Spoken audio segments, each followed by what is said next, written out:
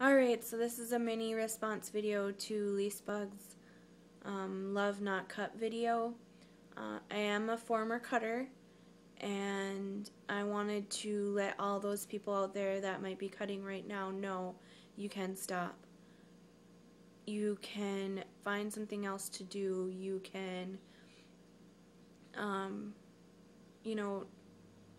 creativity is a great way to do something else. You don't need to cut yourself. For me, one thing I like to do when I'm feeling sad or feeling depressed or bored or, whatever feeling I'm having that isn't good is I do my nails. So, like today I have little hearts. That is why I do my nail tutorials on YouTube. That's what I do instead. I started cutting as a senior in high school. I was hit by a drunk driver and had some severe injuries, one of them being a head injury.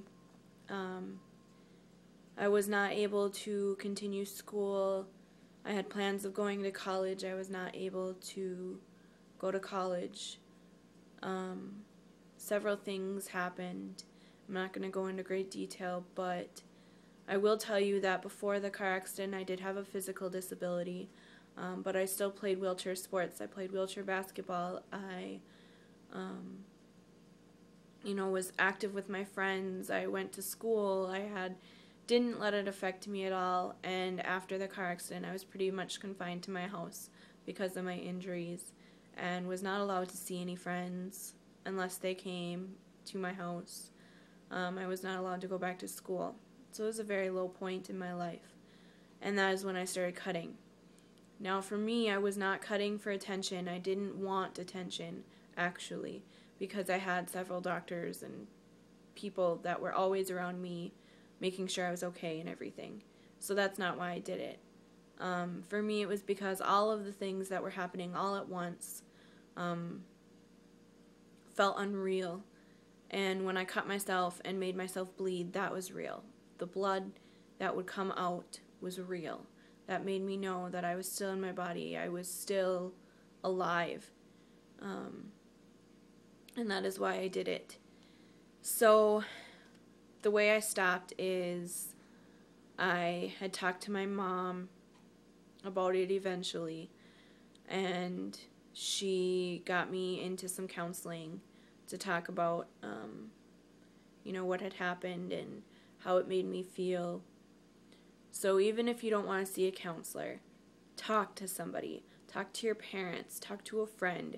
If you don't have either of those people that you can talk to, feel free to message me. Message me on YouTube. I will get back to you and I will give you my personal information.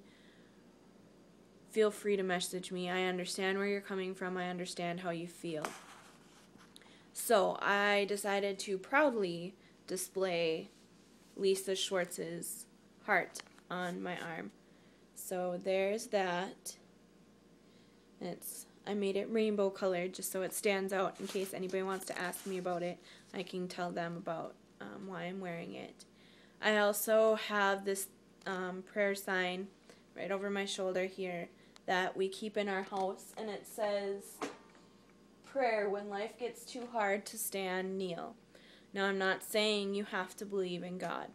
I don't want to throw that in anybody's face. I'm not that kind of person, but it really helps me that He's always listening no matter what.